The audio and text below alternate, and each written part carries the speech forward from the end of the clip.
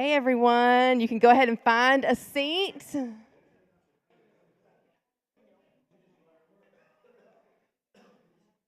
Yep, have a seat anywhere you want to. And just housekeeping, if you're not familiar with this building, if you need to use the restroom at any time, it's down the hallway and to the right. So out that door, straight down the hallway and to the right, and then you'll see that. I'm super excited to have Calvin Mercer here with us tonight. He's no stranger to the Cedar Bridge community. He and Susan have been involved with our church for quite a while, and he teaches at ECU. He has been involved in so many ways in the community. So we are super excited to have a 4-week series on fundamentalist Christianity, inside and outside, then and now, locally and worldwide. I'm super excited about this. We're also recording this and live streaming it, so if you happen to miss one, you can still catch up. So I want to give Calvin as much time as possible, and you have a mic, so I'm going to just hang this one up. So thank you. Welcome. Thank you. So I left the one thing in my bag back here. I'll be...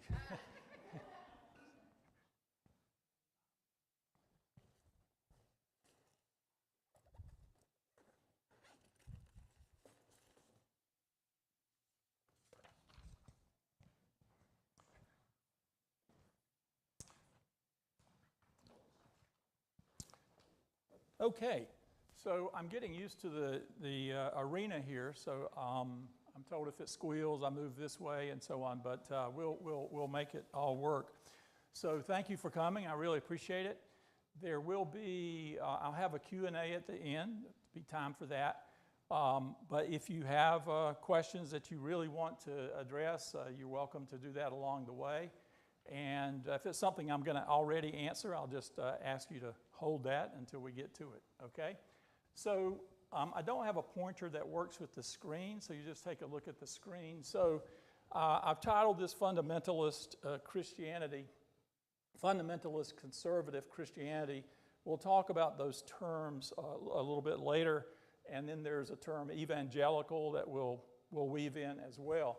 And the subtitle, quickly, inside and outside, I was an insider in the sense that I grew up as a fundamentalist. So until my first year in seminary, I was a fundamentalist. And then outsider, my first year in seminary, that view began to crack open, and I became an outsider and to some degree a scholar of this.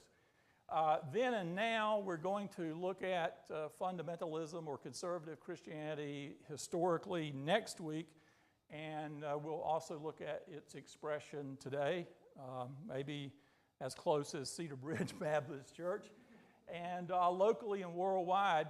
So my focus is going to be on conservative Christianity or fundamentalist evangelical Christianity. But extreme religion or extremist religion or right-wing religion is sometimes used to also refer to extremist religiosity in other religions. And I think some of what I'm going to talk about tonight and maybe in the Psychology Week, which is 2 weeks from now, may be relevant for understanding extremist religion in other religions as well. But my focus will be on Christianity, and it's a 4-part series. So let's see if this works. So there are the 4 weeks.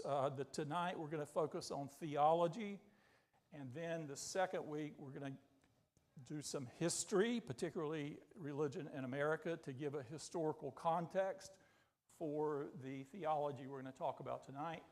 And then the third week will be the most sort of out on a limb for me. It's a bit of a controversial thesis that I have about the psychology of fundamentalism. The first 2 nights, I don't think there's a lot of scholarly debate about the theology and the history that I'm going to give you. The psychology, I'll be interested in your feedback because I know there's people in this community who have grown up in a more of a fundamentalist right-wing background. And then session 4, the last week, I have some ideas about what to do there, but we'll get to that later. So I want you to think about a theological continuum. On the one end, on the left end, is what we would call liberal. On the right, extreme right, would be the word fundamentalist. Moderate would be sort of left-leaning, and evangelical right-leaning, right? And I've put the term conservative under evangelical and fundamentalist. So I may use the term conservative, I may use fundamentalist. If I use fundamentalist, I'm talking about the most right-wing version of conservatism, evangelical, leaning right. I had to put this quote up by George Marsden. George Marsden is a scholar of American religion, and I think his last post was University of Notre Dame. He's like 85 or 86 years old, last I heard. But George Marsden is a scholar of American religion with, American history with a focus on religion in America. He wrote a award-winning book on Jonathan Edwards, for example. But he has this interesting quote trying to distinguish evangelicals from fundamentalists. He said a fundamentalist is an evangelical who's mad about something. And there may be some truth to that, because sometimes they get all riled up about social issues and so on. So this is, I think, the smallest print that I have on any slide. And I think the rest of them are a little bit better. But first of all, labels are libelous. Now, let me explain what I mean by that. I think it's very, very important that we get to know people as individuals, and we get to know their stories, because every story is different and every individual is unique.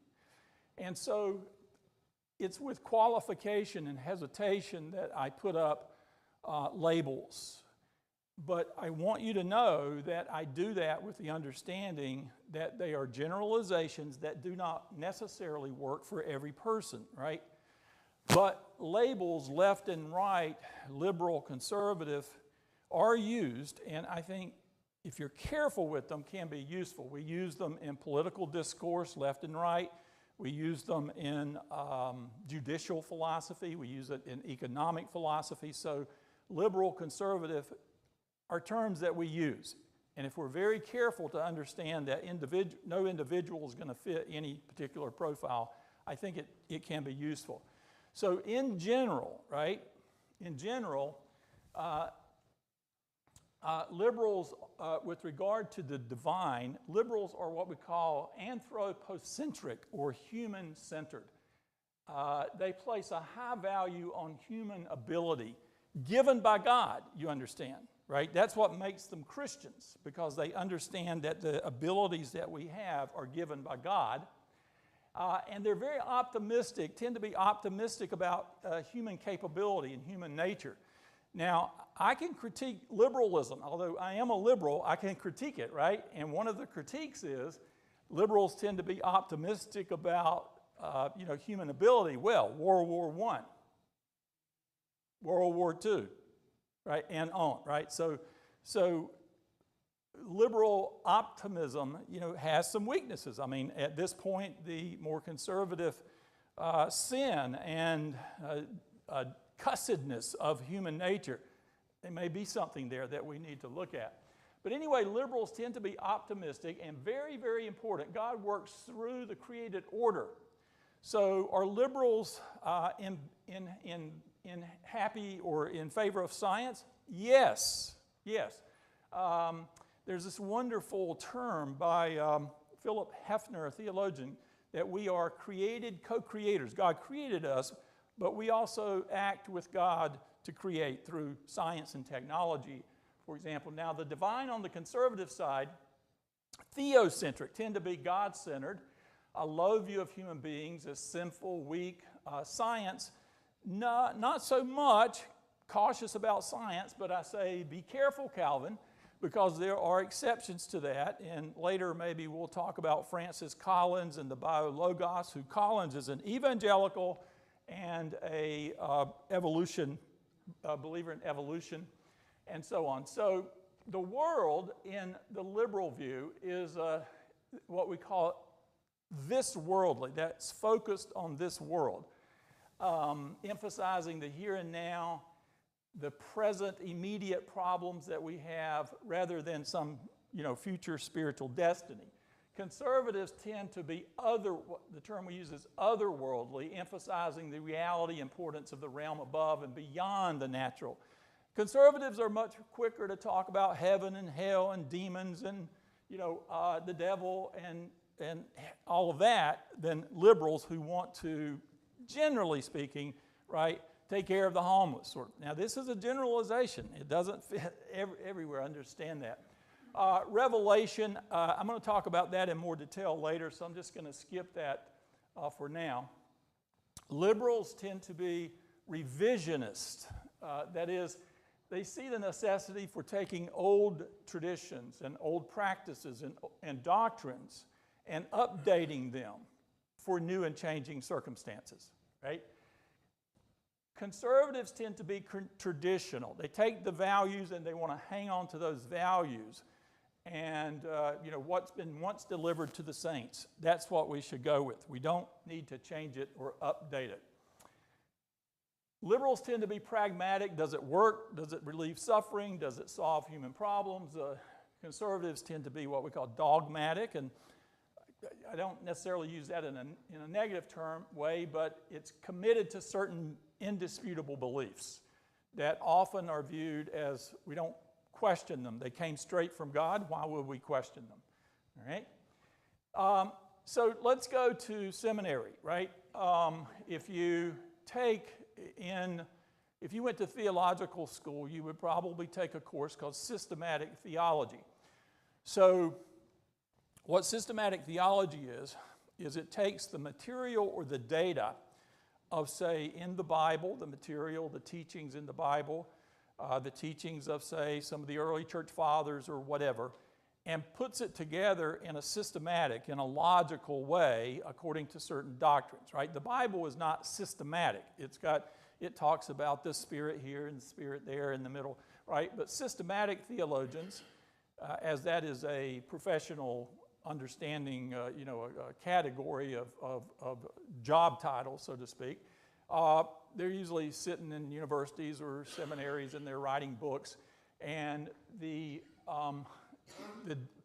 main doctrines that usually flow out of systematic theology, well, we'll start over to the top right. Prolegomena, we'll just skip that. That's introductory kinds of stuff. But then revelation, doctrine of revelation, we're going to talk about that a little bit more in a minute. But that's the one I'm going to focus on because fundamentalists, which is what we're trying to understand here, and conservatism is going to, the Bible is going to be huge in that understanding. And so that comes under the doctrine of revelation. We're going to talk about that in a minute. Doctrine of God, or theology proper, theology, theos, God, ology from the word logos, which means, word or talk about God. So psychology, right? Study of the psyche, sociology, study of groups, and on and on. So theology is the study of the doctrines, right? God would be the study of God, particular theology proper. Christology, the doctrine of Christ. Now, as a liberal, I should put the next one big rather than small, but I did this slide like 30 minutes before I got here, so I didn't figure out how to get it as big as the others. But the one on the bottom left there, the old term was man, the doctrine of man. We've cleaned up the language because of the insights of feminist theology and feminist thinking. And I think language is very, very important. I won't get off on that, but I think it's appropriate that we've cleaned up the word man, and the technical word for this is the theological anthropology. It's the doctrine of human beings and who we are and so on. And then soteriology, salvation, ecclesiology, the doctrine of the church, and eschatology, the doctrine of the end time. Now we're going to focus on revelation first, okay? So, revelation is how do you know what you know? So if you say, well, I believe this about Jesus, and I believe this about salvation, well, how do you know that? That's the doctrine of revelation. Where are you getting that information to see? The complement to the doctrine of revelation in philosophy is called epistemology. How do you know what you know? So how do you know there's a world outside your mind? That's something philosophers talk about, epistemology. So the version of that in Christianity is the doctrine of revelation. How do we, as Christians, know what we know about Jesus, the church, everything else, faith and practice? So the liberal, let's go to the right first. The right, if you ask a Protestant Christian, how do you know what you know? I mean, it's like that. The first thing that comes up, right? The Bible. Well, the Bible, okay? So conservatism is going to give great emphasis to the Bible. Now, Roman Catholicism, and we're focused in this series more on Protestant Christianity, but Roman Catholic, just to take a little aside, they answer that question differently. The Roman Catholic Church says, well, it's the Bible plus church tradition. Now, at ECU, and my students, I can almost look out sometime and I can tell you which students are Protestant and which ones are Baptist Protestant and which ones are Catholic, because there's been a lot of bad blood, unfortunately, between Catholics and Protestants, and sometimes the misunderstanding is over this. So, my Protestant student will say, well, those Catholics are just making up stuff. They worship Mary and, the Pope, and they just make up stuff. And my Catholic students they can't get that, because here's the Catholic view, right? Is that the Catholic view is that, God revealed to the prophets, God revealed through Jesus, God revealed through Paul, God revealed through the other New Testament writers,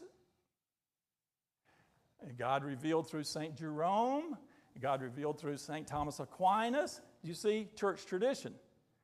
And the Catholics don't understand the Protestants on this point, because they say, why are you Protestants stopping God right at the end of the New Testament? That makes no sense. So see, so the Catholics and Protestants go back and forth. So the Catholics answer this question differently. They have their right-wing version too.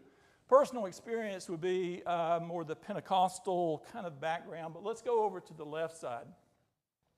So for liberals, liberal Christians talk about the Bible. The Bible is important to them, but the Bible is understood through critical study, through historical and literary study, right? And the liberals don't stop revelation with the Bible. The next one is reason, right? And the liberal Christian thinks of it this way. God gave us a brain, and God expects us to use it. And we may learn some things about the universe, and maybe even about God, through reason, okay? That's how the liberals think about it. And so reason, of course, gives us literary and historical study, so that's how they access the Bible. You could go on, and actually liberals have some biblical support on this, although they don't worry about that so much, right, as much as the conservatives. But liberals have the view that, nature, I mean, if you've ever, you have been to the mountains or the beach and watched, and you just get a sense just watching the waves roll in of the power and beauty, right? So Paul is saying there in that passage that even Gentiles, that's who he's talking about, Gentiles who are not Jews and have not been given the special revelation of the Torah, even Gentiles can get a sense of God from just sitting at the beach, right? So that would be a source of revelation, of truth about God for liberals. And then, of course, conscience. So you see, the liberals talk about the Bible, but they don't give it the central importance as the fundamentalist would. Now let's dig deeper into the inspiration of the Bible. So I want you to think here like think of it this way as a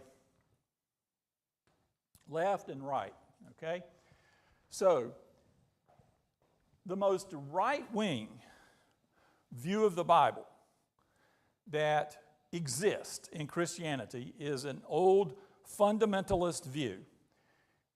The most extreme is that it has three parts to it. The Bible is plenary, and by that they mean the 66 books of the of the Old and New Testaments. No more books and no less. The 66 books, those are what inspired. And how are they inspired? They are verbally inspired, word for word. All the if, ands, and buts are inspired. Okay? And those inspired actual words, what inspiration means is that they are without error. They are inerrant. And the most right-wing view of fundamentalism is that they are without error when they speak about our faith and practice, but also when they speak about science and history.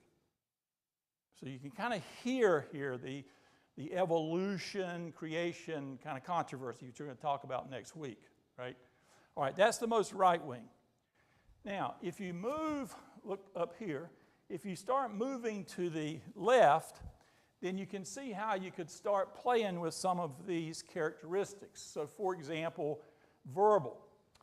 On the, as you move to the moderate liberal side, you may get the idea that it's not the actual words that are inspired, but the ideas that could come in different words, right? Another way of formulating that is that the authors are inspired, and then they put in different words, you see.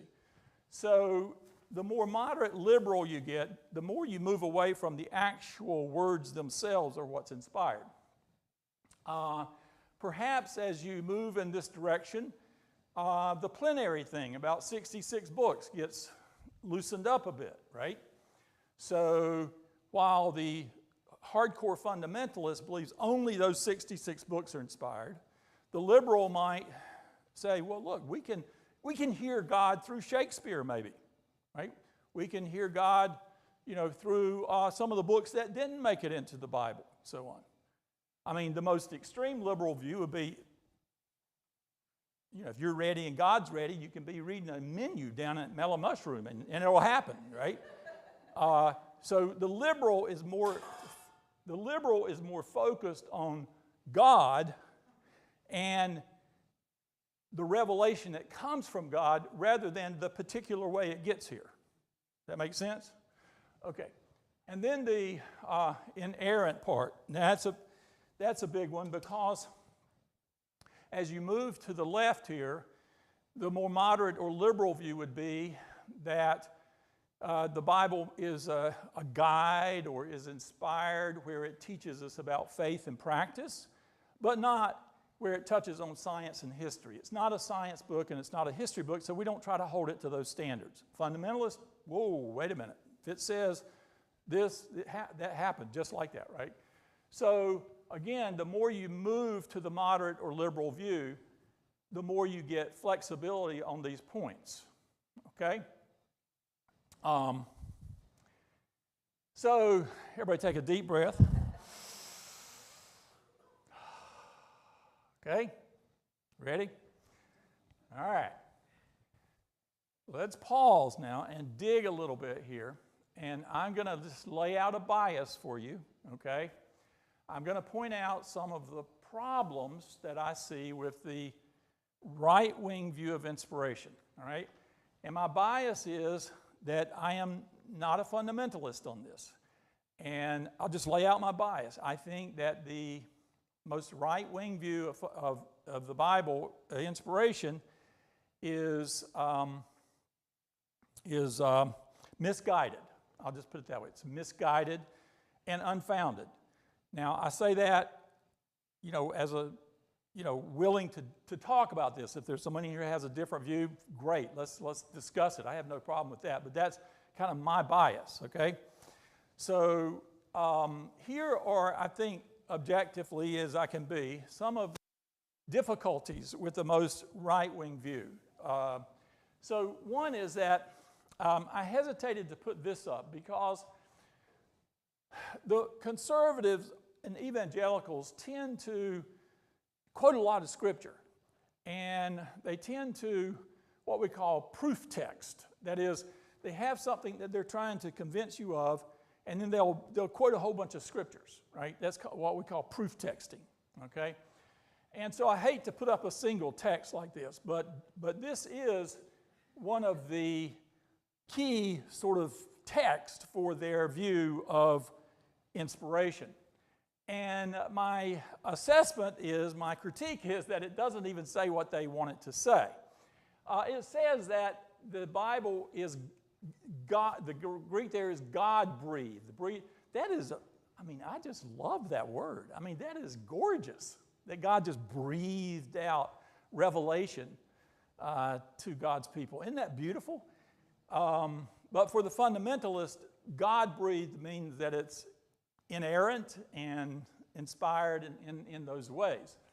But actually, I think the text kind of supports a more liberal, moderate view, because it says that it's for reproof and teaching and correction and training in righteousness, which is what many moderates or liberals will say about the Bible, that it's not a science book or a history book. It's designed to help us with faith and practice, guidance, okay?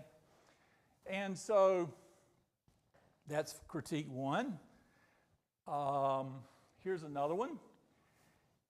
I think there's a logical fallacy here because most fundamentalists,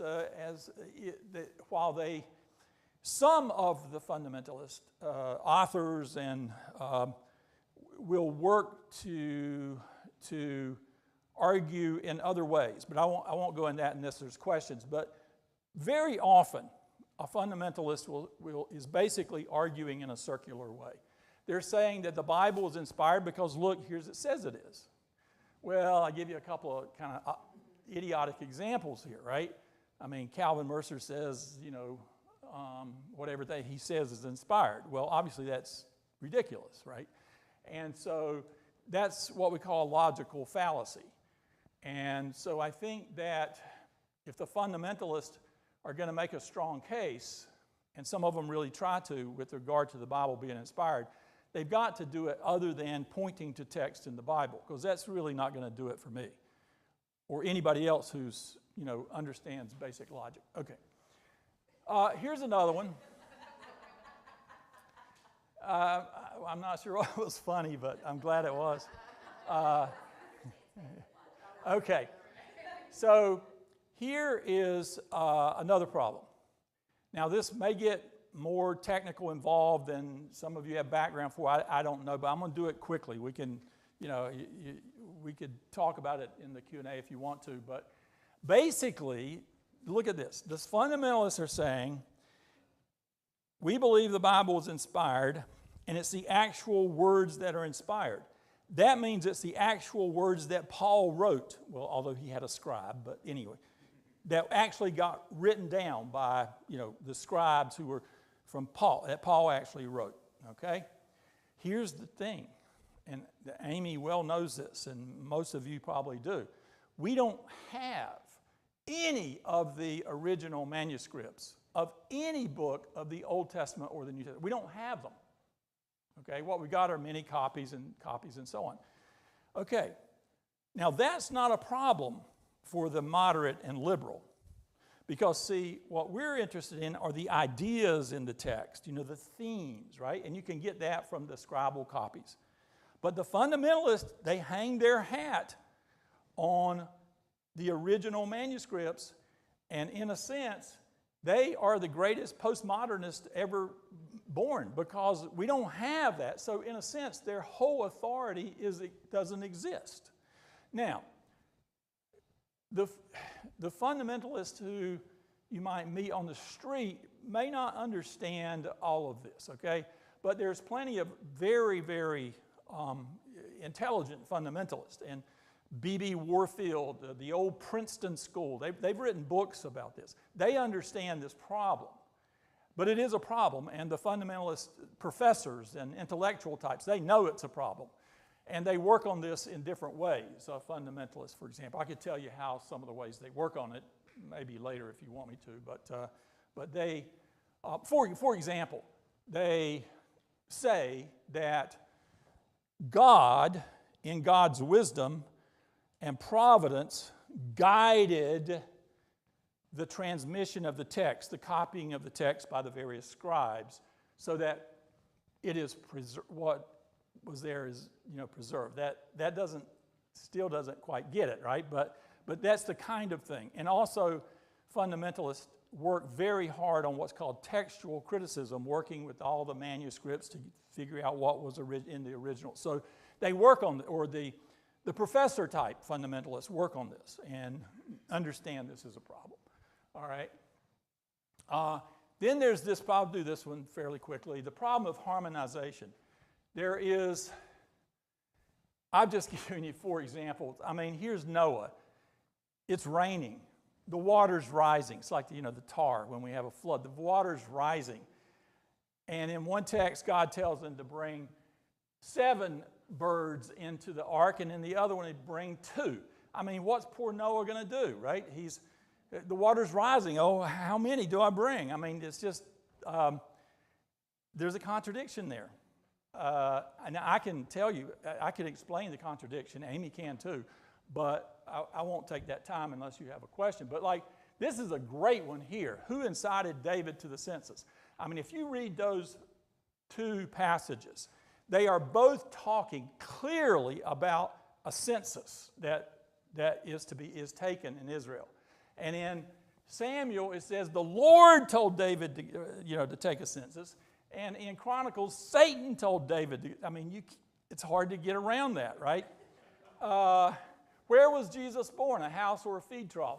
Jesus, where was he when he gave the sermon? Now, here's the thing, is that all of these discrepancies can be harmonized. You can find solutions like, the feed trough was when Jesus was a little baby, and then the house was when he was later, and blah, blah, blah. All of these can be harmonized. But here's the problem the fundamentalist has. When you go down that road, I call it you're busy times 10. I mean, you just got to keep doing this over and over and over again. And if there are only 3 discrepancies in the Bible, okay. But it just goes on and on and on. And so it seems like there's another way that makes better sense. Okay. Now, let's say that the fundamentalist or the conservative or the evangelical works out all the problems of logic, harmonization, autographs, that's the original manuscripts, and I got harmonization in there twice. Sorry about this, a scribal error. That does not necessarily lead to, this is a key point, does not necessarily lead to fundamentalist doctrinal and ethical conclusions. Why? Because your view of the Bible, inspired and how it's inspired, is a separate question from how you interpret that text. Do you see that? That's a very, very important. So that is the question of hermeneutics. Hermeneutics is just a fancy word that means the science of interpreting a text, in this case, the Bible. So as we continue these sessions, we will bump into a number of issues of interpretation. And those issues are there, in a sense, regardless of your view of the Bible. The fundamentalist still has to interpret that inspired text. For example, the role of women. I mean, that's a big one. Evolution versus creation, and then stuff that I work on now, artificial intelligence and personhood. So, just very quickly, we could talk about this a lot, but very quickly, a key issue in hermeneutics is what is in the Bible an eternal truth versus a condition of that culture, okay? So the Bible talks about love and justice and grace, right? I think liberals and conservatives would agree those are eternal truths. Now, they may interpret them differently and they get implemented differently, but they are, yeah, we all agree on that. Jesus rode to town in a donkey. See, I don't think we try to be like Jesus. I don't think that means we have to ride to town in a donkey, right? And even now, fundamentalists and liberals agree with that. Because fundamentalists and liberals ride to town in a vehicle, okay? So those are easy. What's hard is in the middle, the role of women, right? So the liberal tends to say, look, the role of women that is laid out in the text is a condition of that culture. And it's not an eternal reality, an eternal truth. The conservative says, nope, that is God's plan for whatever year it is, 2024, as well as the first century. Do you see? So that's where the debate is on the role of women. Now, I put slavery in there because it's another good one, right? Because 150 years ago, pre-war between the states, there were preachers up north who were holding up the Bible and talking about abolition, and there were preachers down south who were holding up the Bible and quoting Ephesians, slaves, obey your masters. And on this particular one, the one about slaves, obey your masters is in the same text as women, obey your husbands. So that's liberal talking here, right? Making my case. But now, here's some possible problems of the liberals, right? We don't get off the hook. So one is vagueness. I mean, if you talk to a trained fundamentalist, a professor, fundamentalist professor at a fundamentalist school, Bob Jones University, right? They will be able to detail with you their view of the Bible. They'll be able to tell you the problems and our solution to them and blah, blah, blah. Very specific. If you ask a moderate or liberal about your view of the Bible, it's like vague. It kind of comes out vague, right? So I present that as kind of one of the problems. I don't think it's a big problem, but the other one is uncertainty. I mean, if you believe that the truth of the universe is in the 66 books, then there's your answers right there. If you interpret them in a certain way, the way fundamentalists have been taught to interpret it, there they are, right? There's some comfort in that. It's hard being a moderate or a liberal. There's some uncertainty. And I'm okay with that, but I admit I call it a headache. I didn't want to call it a problem, okay? All right, we got to move fast here. We did Revelation. Now we're going to go to soteriology. So liberals are tolerant, open to learning from other religions. We call that inclusive.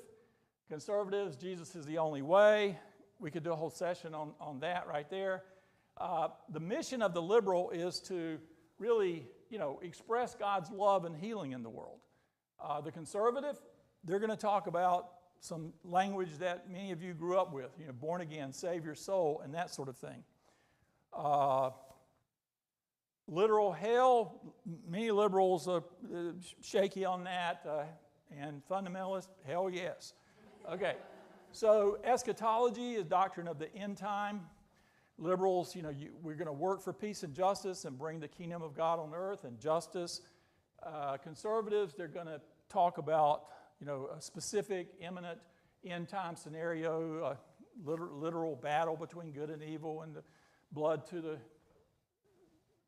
horses' bits and all that kind of stuff, and the rapture and the signs of the time and left behind. That's a more conservative theology, okay? All right? What about miracles? Liberal, God works through natural means. It's more like a wonder. Like the birth of a baby is like a wonder, right? It's like a fascinating wonder for the liberal.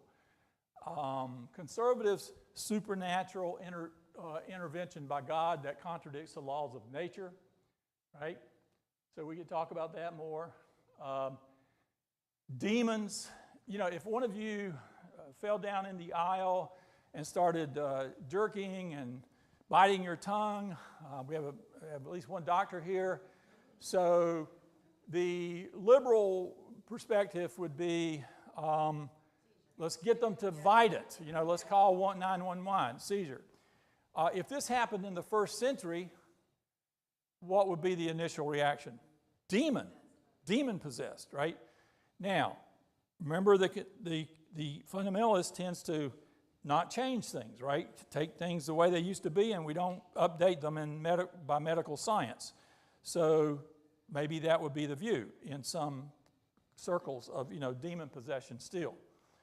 In the book I wrote, I talk about two unofficial fundamentalist doctrines, and we won't go into them here, but they don't write them down this way, but I call them unofficial doctrines. One is right-wing politics, and that certainly there's a history to that. Next week we'll talk some about that history. And then subordination of women is pretty entrenched in conservatism. They call it complementarianism, which means subordination of women in my view. Okay, so here's the chapters of my book, and I've pulled out the session tonight is basically these 4 and 5 right here. So next week, the last week, we're probably going to talk about some of this. Next week, let's see, history, psychology. Anyway, that's the chapters of the book. I wrote this some time ago. All right? Okay, Q&A and a handout. That's a lie. I'll have the handout next week. So, all right. So we have time for dialogue and Q&A. Yes. Yeah.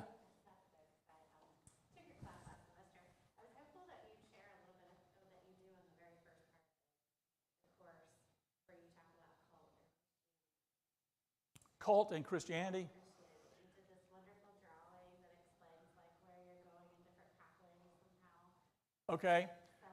Let me give you I'll give you the short version, and then like on that last night, there's a 4-week. The last one I have some ideas, but we could go into it in more detail. Some things that you might be interested in if I know something about them. So you've got major religions, and then they don't call them cults anymore. The scholars have cleaned up that language because cult seems like it's a pejorative term. So the new term is new religious movements. That's a good scholarly nicety, right?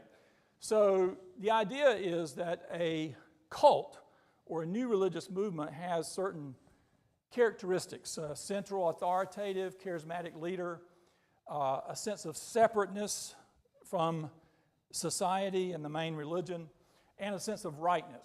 Cultists tend to be like, we're right and everybody else is wrong.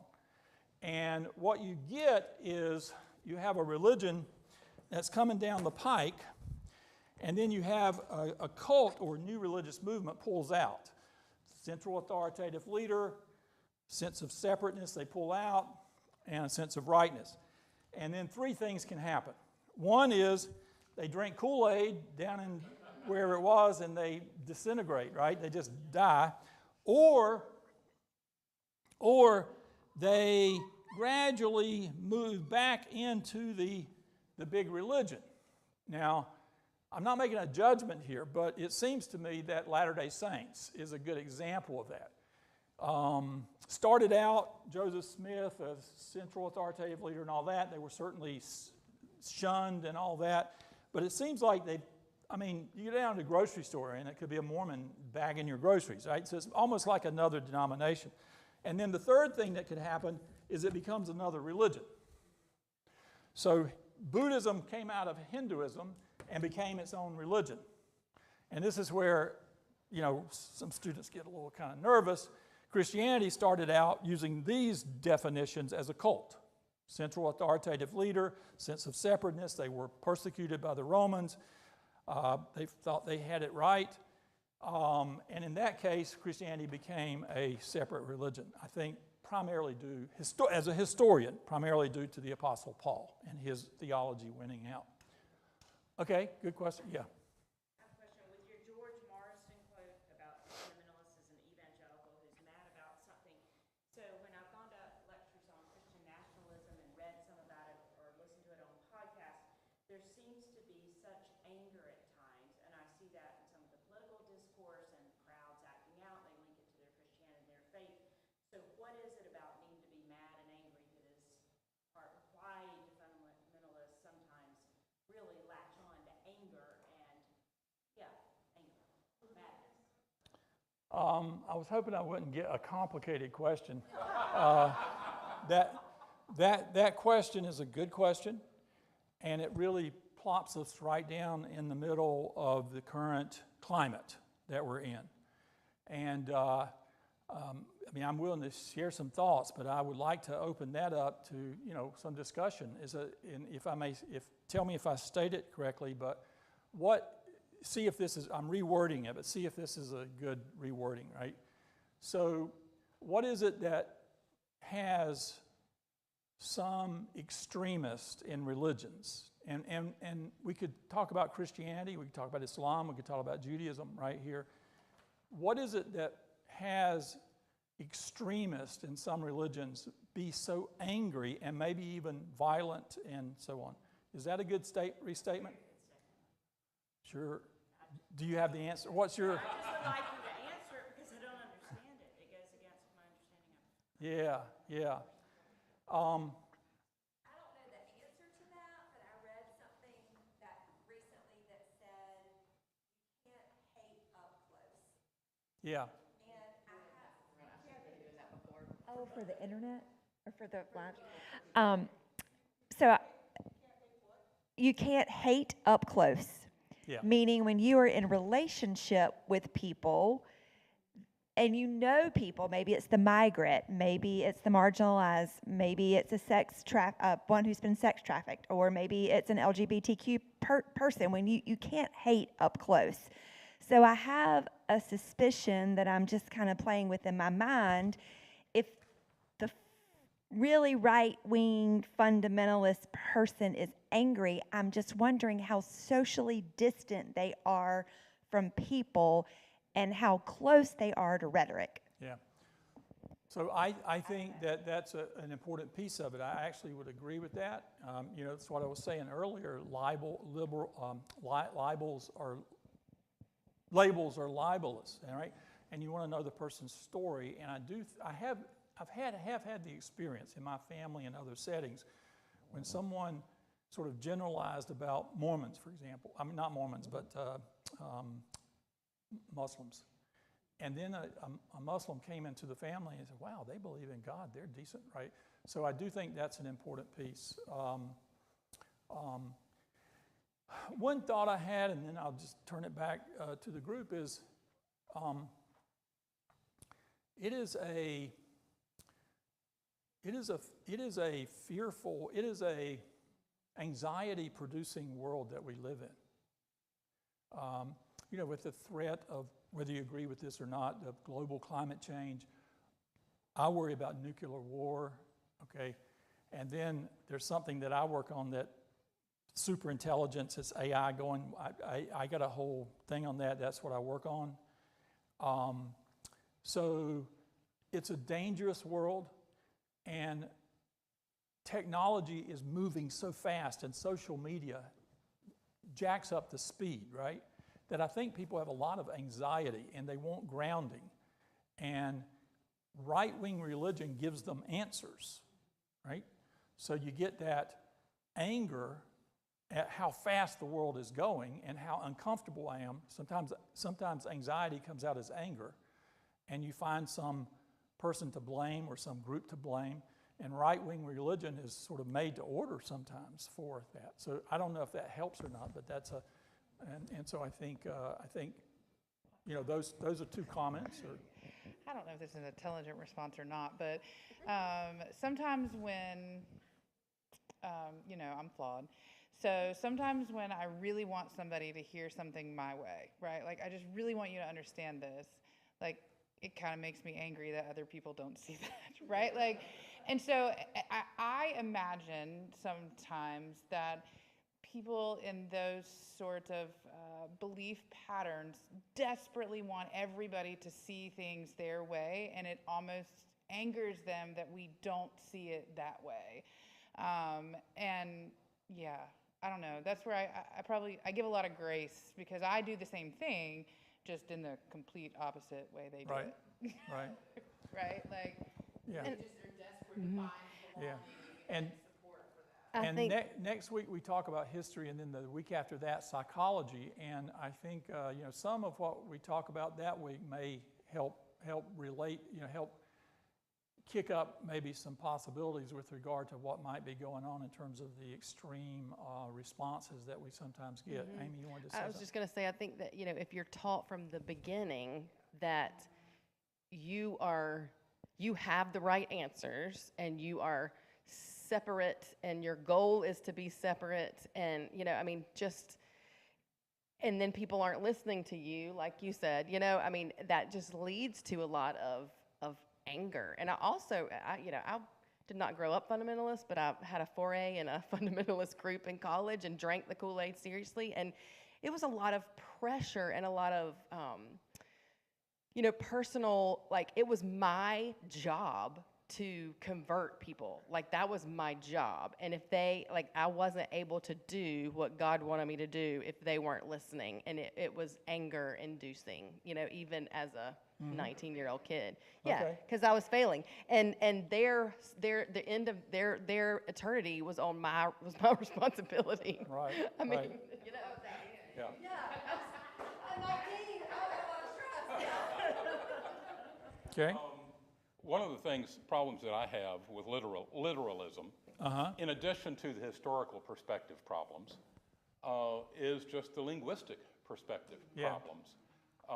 Is that we're reading translations of translations of translations, and there are a lot of things that do not translate well from one language to another one. And one that was revealed to me one night in a large group discussion with our interim pastor, before we got our new pastor at Oakmont, Jack Glasgow, that I stumped him with, and he actually likes me because I stumped him with it, was in the very familiar passage that everybody talks about very often, is the conversation between Peter and Jesus, where Jesus says, "Peter, do you love me? Then feed my sheep, feed my lambs," etc. And most of the time that's interpreted as saying, well, they try to get back to the original language and say, "Do you agape me?" And Peter says, "Of course, I phileo you, God, my Lord," or whatever. The problem with that is that certainly gets back to the Greek, which was the language it was written down in. But Peter was an uneducated man who the conversation was probably held in Aramaic. It was not held in Greek. And I don't believe there's words for the different kinds of love in Aramaic that there are in Greek. So that was not part of the original conversation, almost certainly. That was the interpretation of the writer of that conversation, which was probably an appropriate interpretation, but still was his interpretation of the original conversation, which did not use those words. Yeah. And that's the problem with trying to go from one language to a second to a third to a fourth before it gets to us. Yeah. Yeah. So I don't disagree with that. Now the fundamentalists it would be an interesting question. I've actually never thought about this to the fundamentalists. Now, is it the Jesus' words in Aramaic that's inspired, or is it the words in the text? Because they always go to the text. Right. That's what rules and reigns. They don't go to the Aramaic. At least that's. But it's an interesting question. But anyway, the conversation was held in Aramaic. Yeah. So just a footnote, something you said about literal. Now, so people who say they take the Bible literally, everywhere, they probably don't mean that. Right. What they really mean is they take the Bible seriously. Right. That's what they mean. Right? Because when Jesus says, if your eye calls you sin, pluck it out. I mean, I don't see anybody here who follows that, right? So that's not. So the thing is to take that literally, versus taking it seriously. Now Jesus was talking about a serious point, but he didn't mean to take it literally pluck your eye out. So that just has to do with being careful about language, understanding how language works. Anyway, yeah. Did we answer your question? Probably. No. Give you something to chew on. No, but I don't know that there's, you know. She wanted, yeah.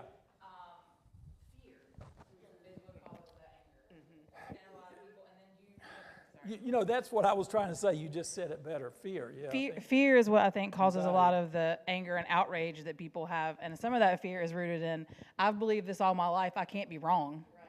What happens if my whole world is wrong? That can't be it. We have to, and they don't know what to do with those kind of feelings. But I think that's the root of all of it, is fear of being wrong or right. So it is 7:29. Amy, I'm going to let you say when to stop. Because I swear I'm not good at this, because I could do this all night. But like, I know that people have things to do and play and kids. I don't know, you know. So I'd say let's kind of wrap it up in 10 minutes. Do we have other questions? I guess yes. Just for clarification purposes, do people in the fundamentalist belief group say that consistently the Bible supersedes Jesus in importance, authority, all things? Like, is the Bible there? The Bible's just above Jesus? No, they would not say that. Okay, now some of the critiques would. Some of the moderates to liberal would say, look, what you're really worshiping, you're worshiping the Bible here. You know, get with Jesus, right? That's what the liberal, that's a liberal critique. The fundamentalists would say something like, no, the Bible is inspired in the way in which we've said it is inspired, and one of the great things about that is it gives us Jesus. It tells us about Jesus, and it tells us how to be saved and how to organize everything, how to organize our lives and the church and everything. So the Bible is our guidebook, but they would not minimize Jesus at all. I don't think they would talk about it in those terms. They would say the Bible, God reveals in the Bible to us about Jesus. That's where we learn about Jesus. You know, when the Baptist Faith and Message was revised in 2004, part of one of my biggest problems was not that they put in there that, you know, they wrote into the Baptist Faith and Message complementarianism and said that, you know, women can never be senior pastors and things like that. But another edit was removing the phrase, we interpret the Bible through the lens of Christ, and really almost elevated the Bible above, you know, your relationship with the Holy Spirit, your, you know, reading it through a Christological, you know, lens. Right. And that sort of sounds like that, you know, of elevating the Bible first. Yeah. I don't know that any hardcore Southern Baptists would say that, but that's the way it's written too, you know, in the Baptist Faith and Message. Interesting. Yeah. Okay. So I have one question. One of my major issues, I think, with some of the more conservative viewpoints is that it doesn't come across consistent. It seems as if things are sort of selectively picked to follow in the Bible, and like, they're not riding in on donkeys, but like, but you are, as a woman, are lesser than a man. Like, so how does the determination get made where you don't ride a donkey, but you follow some other pieces sort of more seriously in the Bible rather than more loosely, which would allow you to drive a car? So let me just say this and make a judgment here about both fundamentalists and liberals. Most everybody anywhere on the spectrum has a canon within a canon. They have sections of the Bible that are their favorite, right? Now, I do think that moderates and liberals who are using historical criticism and literary criticism tend to look at themes that run through the books that were written over thousands of years, right? They look at themes, but fundamentalists have their favorite texts. You know, I put one up tonight, and there are texts that they don't pay all that much attention to that liberals might pay attention to. So I think everybody does that, right? And I think as a scholar, as a Bible scholar, I was trained as a Bible scholar, our goal as historians and literary critics is to try to understand the historical context and maybe what we call biblical theology, look at the themes that run through the text. There are major themes, and so in that way, if you do that consistently and with a good scholarly approach, you're not going to have like a canon within a canon or certain texts. You're going to look at it more objectively and look at the major themes. Yeah, we'll do one more question, and then I want to. Yes, you're good. You're good. So I would say that a lot of my friends who are more liberal or progressive are interested in understanding fundamentalism, understanding what makes that, why people embrace that and have that approach to faith. Yeah. My question for you is, I have not encountered a lot of fundamentalists who want to understand my more liberal perspective. Have I just not met them, or do they not exist? Well, keep in mind that I'm biased on this, right? I think that liberals and moderates tend to be inclusive, and we're kind of open and kind of easy to debate and discuss things. And I think that kind of mode, puts us in a mode to be more open if we are true to our openness and inclusiveness. Fundamentalists are more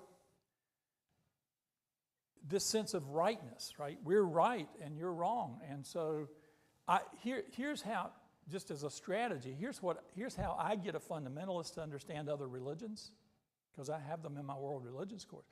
I say, look, you need to understand who you're trying to save.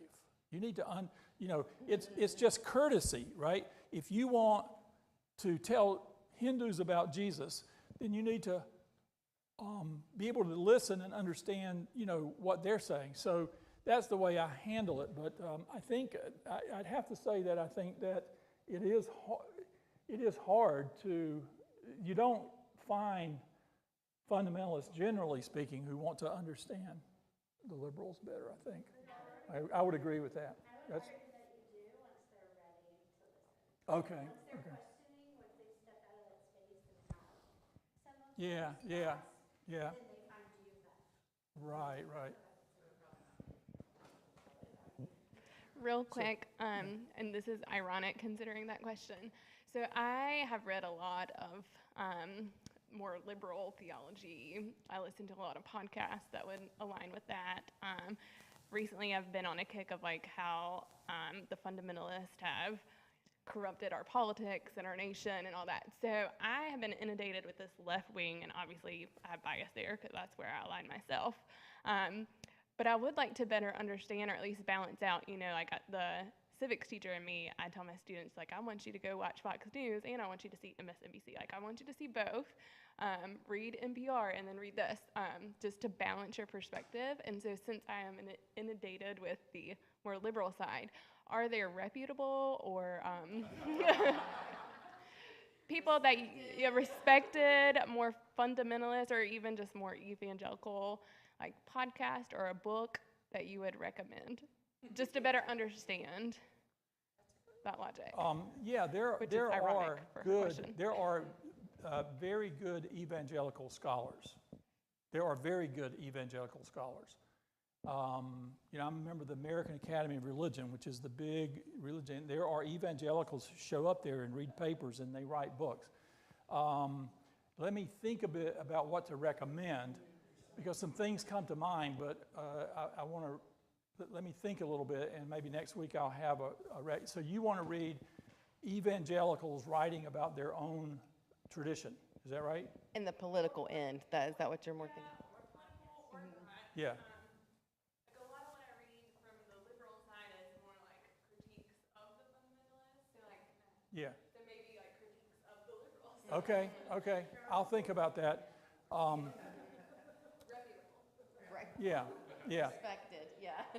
I mean, but so I'm not recommending you read this one because it's very narrow, but just to give you an example, there's an evangelical scholar called George Eldon Ladd, who is evangelical, believes in a very high view of inspiration of the Bible, but is also an excellent critical scholar. And his whole approach is the Bible is the words of God in the words of men, and he's right, because as far as we know, men wrote everything. So it's the words of God in the words of men, and since it's in the words of people, of human writers, we've got to understand those human writers and understand their history and so on. So that's an example of an evangelical scholar who, you know, is giving you a kind of a way of understanding their worldview. But let me think about that and get back to you next week. Yeah. Okay, y'all, I don't want to stop this, but I do want to respect your time and Calvin's time, and this has been so delightful and fascinating, and I already cannot wait until next Wednesday. So thank you so much. Thank you, and yeah. y'all come back next Wednesday. Yes. Thank you.